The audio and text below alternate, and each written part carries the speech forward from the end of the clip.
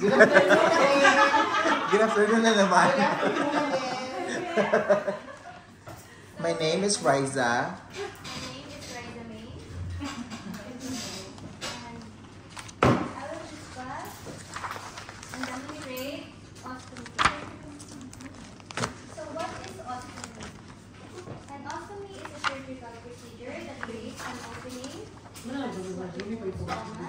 From an area inside the body to the outside.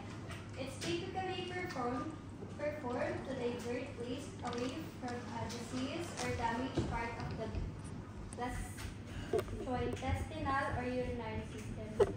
Ostomies can be temporary or permanent and are named based on the body part involved, such as colostomy, colon, ileostomy, or ileum, or urostomy, urinary system. So what are the common reasons for ostomy?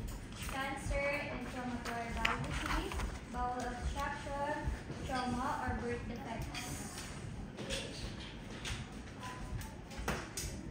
So there are types of ostomy, as I've mentioned.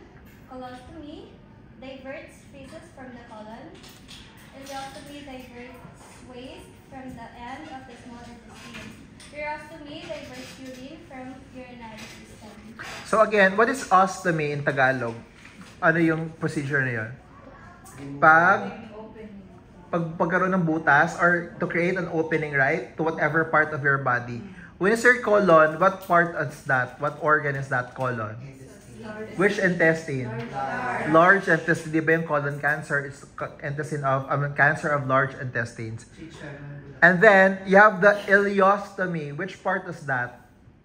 Small intestine. Kasi guys, yung small intestine, di ba, it's very long. It's divided into 3 different parts. You have yung duodenum, jejunum, ileum. So, if it's an ileostomy, the ostomy is done in the ileum part of your small intestines.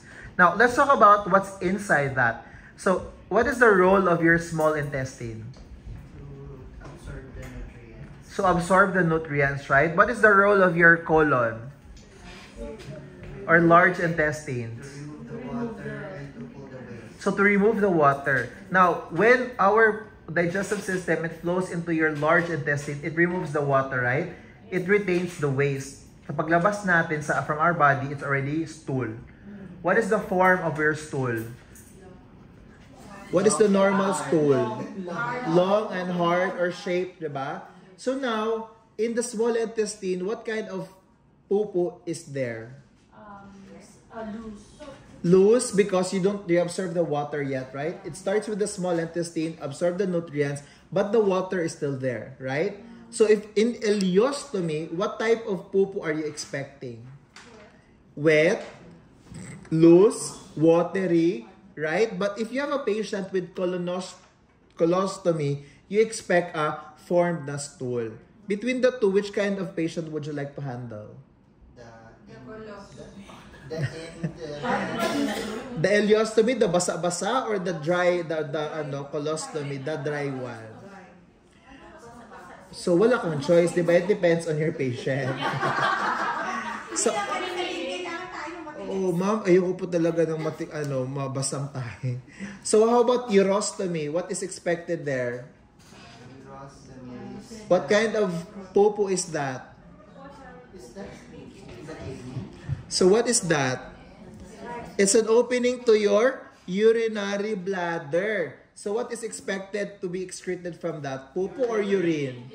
Urine. But we will not focus on that. We will focus only on colostomy. Okay, next. The different types of bags.